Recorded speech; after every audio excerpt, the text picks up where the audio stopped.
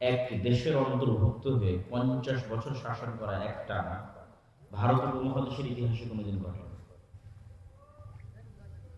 এই যে মুসলমানদের বিশাল শৌর্য, বীর্য, ঐতিহ্য, সম্মান, আজ সেই মুসলমানদের অবস্থা হচ্ছে গোলামের কাতারে অবস্থান। গোলামেরও জীবনের মূল্য আছে, মুসলমানের জীবনের কোনো মূল্য নাই। পশু পাখি, কুকুর, শ্রীগালের জীবনের মূল্য আছে, কিন্তু মুসলমানের জীবনের কোনো মূল্য নেই। এটা আরো ভালো বুঝতে পারবেন যখন আপনি পাসপোর্ট নিয়ে বাইরে যাবেন, তখন আরো ভালো বুঝতে পারবেন। বিশেষ করে ইউরোপ, আমেরিকা, এই সমস্ত দেশে গেলে আরো ভালো বুঝবেন যে মানুষ আপনাকে কিভাবে দেখছে এবং আপনার বিষয়ে তাদের মেন্টালিটি, চিন্তা ভাবনা কেমন। আর আফ্রিকার মুসলমানদের অসহায়ত্ব দেখলে তো শরীরের লং শিউরে উঠবে। আমরা তো কিছুটা ভালো আছি। এই যে মুসলমানদের সামগ্রিক বৈশ্বিক পরিস্থিতি, এখান থেকে উত্তরণের জন্য মুসলমানেরা কি করতে পারে জাতি হিসেবে, এবং জাতি হিসেবে উত্তরণ হওয়াই লাগবে।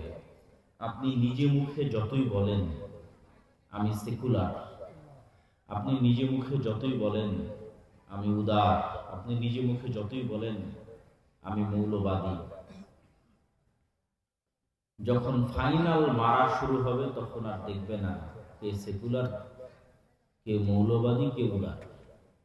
ইসরায়েল যখন গাজায় বম ফেলে তখন দেখে না কে সেকুলার আর কে মৌলবাদী আর কে উদার।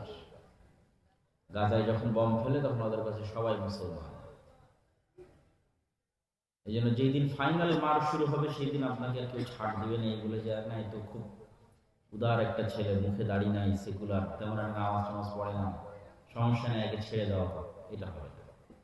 জাতিগত নিধন যখন শুরু হয় তখন সেই নিধন থেকে কেউ বাঁচতে পারে না। হালাকু খা, চেঙ্গিস খা যখন বাগদাদে শুরু করেছিল কেউ বাঁচে না। এই জন্য আপনি যেই জাতির মধ্যে আপনার জন্ম হয়েছে, আপনি হাজারো চাইলে যেটি অস্বীকার করতে পারবেন না, সেটিকে আপন করে নেওয়াই সবচেয়ে বুদ্ধিমানের পরিচয়, ওটাই স্বাধীনতা। ইবনে খালদুন তার মুকাদ্দামার মধ্যে লিখেছেন, রাষ্ট্র তৈরি হয় আসাবিয়াহ, একটা নির্দিষ্ট বিষয়ের উপর কঠোর হওয়ার মাধ্যমে রাষ্ট্র তৈরি হয়। যে কোনো রাষ্ট্র কোনো না কোনো একটা বিষয়ে কঠোরতার মাধ্যমে রাষ্ট্র তৈরি হয়। পৃথিবীর সব রাষ্ট্রে, যেমন আমেরিকা, এই রাষ্ট্রটা তৈরি হয়েছে গণতন্ত্র গণতন্ত্র গণতন্ত্র গণতন্ত্র এই বিষয়টার উপর কঠোর হওয়ার মাধ্যমে, যে আমাদের আদর্শ হচ্ছে আমরা গণতন্ত্র প্রতিষ্ঠা করব, গণতন্ত্র প্রচার করব, গণতন্ত্রকে আমরা সহযোগিতা করব, গণতন্ত্র সবচেয়ে ভালো, গণতন্ত্র সবচেয়ে বেস্ট। একটা আদর্শের উপর কট্টর হওয়া। যারা গণতন্ত্রপন্থী তারা গণতন্ত্রের উপর কট্টর, যার প্রধান হচ্ছে আমেরিকা। তো ইবনে খালদুন বলছেন, মুসলমানদের রাষ্ট্র প্রতিষ্ঠার সবচেয়ে সহজ উপায় হচ্ছে মুসলমানেরা তাদের দিনের উপর কঠোর হয়ে যাবে। সহজ, একদিনে রাষ্ট্র প্রতিষ্ঠা হয়ে যাবে। যে মুসলমানের আজ থেকে সারা বাংলাদেশের 16 কোটি মুসলমানের 16 কোটি বলবে যে আমরা আমাদের দিনের উপর কঠোর, ছাড় দিব না। এটাতে স্বাধীনতা তৈরি হয়, এটাতে রাষ্ট্র তৈরি হয়। যেমন ইসরায়েল নামক রাষ্ট্রটা প্রতিষ্ঠা হয়েছে শুধুমাত্র ইহুদি ধর্মের উপর কঠোরতার ভিত্তিতে। আমরা ইহুদি, আমরা মহান আল্লাহর বাছাইকৃত সম্প্রদায়, আমাদের এই ভূমির আদি মালিক আমরা, এই ভূমি আমাদের ফিরিয়ে দিতে হবে। হিটলার আমাদের উপর জুলুম করেছে, পৃথিবীতে আর কখনো যেন আমাদের উপর এরকম জুলুম না হয়। এই তো বেসিক কয়েকটা বক্তব্য, তার উপর ভিত্তি করে ইসরায়েল প্রতিষ্ঠা হয়েছে। এবং ফিলিস্তিনিদের সকল অধিকার কেড়ে নেওয়া হয়েছে এই বক্তব্যগুলো দিয়ে। কিন্তু আশ্চর্য হচ্ছে, ইসরায়েলিরা তাদের দিনে কঠোর হলেও ফিলিস্তিনের এখন অতটা কঠোর হতে পারে না। যতটা তারা উল্টা পথে তাদের নবীর দিনে কঠোর না হবে, ততদিন প্রকৃত স্বাধীনতা, প্রকৃত রাষ্ট্র প্রতিষ্ঠিত হবে না। এটাই নিয়ম। বা বর্তমান রাজনৈতিক পরিভাষায় যদি আমি বলি, তাহলে এটাকে বলা হয় ডানপন্থা। কট্টর ধর্মীয়টাকে বলা হয় ডানপন্থা। আমেরিকায় এখন যে সরকার আছে ডোনাল্ড ট্রাম্প, তারা ডানপন্থী, মানে খ্রিস্টান ধর্মকে আরো মজবুত, আরো কঠোরভাবে ফলো করার চেষ্টা করে। আগের যে বাইডেনের সরকার ছিল তাদের চেয়ে ডানপন্থী সরকার। এই জন্য ডোনাল্ড ট্রাম্প এসে লিঙ্গ 3টা থেকে 2টা করেছে। পুরুষ এবং স্ত্রীলিঙ্গর বাইরে কোনো লিঙ্গ নাই। গর্ভপাত আইন বাতিল করার উপক্রম, কেননা এগুলো খ্রিস্টান ধর্ম অনুযায়ী এগুলো বৈধ নয়। কিন্তু যারা বামপন্থী ছিল, বেশি উদারনৈতিক ছিল, তারা এগুলো চালু করেছিল। ঠিক ইসরায়েলে যারা সরকার আছে তারা ডানপন্থী, কট্টর ধর্মীয়। ভারতে এখন যারা সরকার আছে তারা ডানপন্থী, মানে নিজ দিনে কঠোর। সে দিন কত বড় ভ্রান্ত দিন সেটা দেখার বিষয় না। হিন্দু ধর্ম ভ্রান্ত কি সঠিক, এটা আমাদের আলোচ্য ইস্যু না। আলোচ্য ইস্যু হচ্ছে ভারতে যারা এখন ক্ষমতায় আছে তারা তাদের নিজ দিনের উপর কঠোর, নিজ দিনের উপর কট্টর এবং অটুট, পাহাড়ের মতো। তাহলে ডানপন্থী নয় কারা? ওই যে যেখানে ইসরায়েল আছে, ইসরায়েল ডানপন্থী, কিন্তু ইসরায়েলের আশেপাশে যারা আছে, যত মুসলিম দেশ আছে, সবাই বলবে না আমরা অনেক সুফি, আমরা সেকুলার, আমরা কোনো সমস্যা নাই, আমরা কট্টর ধর্মীয় নই, আমরা জঙ্গি নই, আমরা মৌলবাদী নই। ঠিক মাঝখানে ভারত সবচেয়ে কঠোর তার দিনের উপর, আর বাংলাদেশের রাজনৈতিক দলগুলো বলবে যে না আমরা মৌলবাদী নই, আমরা কঠোর নই, অমুক নই, তুমুক নই। এটাই তো গোলামি। এটা বলতে না পারাটাই গোলামি। যে ইহুদি যদি বলতে পারে যে আমি আমার দিনের উপর কঠোর, হিন্দু যদি বলতে পারে সে তার দিনের উপর কঠোর, খ্রিস্টান যদি বলতে পারে সে তার দিনের উপর কঠোর, আর সেই জায়গায় মুসলমান যদি না বলতে পারে, এটাই তো গোলামি। তাহলে স্বাধীনতা কোনটা? ওটা বলতে পারা, ওটা প্রতিষ্ঠা করতে পারা এবং ওটা গ্রহণ করা এবং শক্তভাবে বাস্তবায়ন করা, এটাই স্বাধীনতা।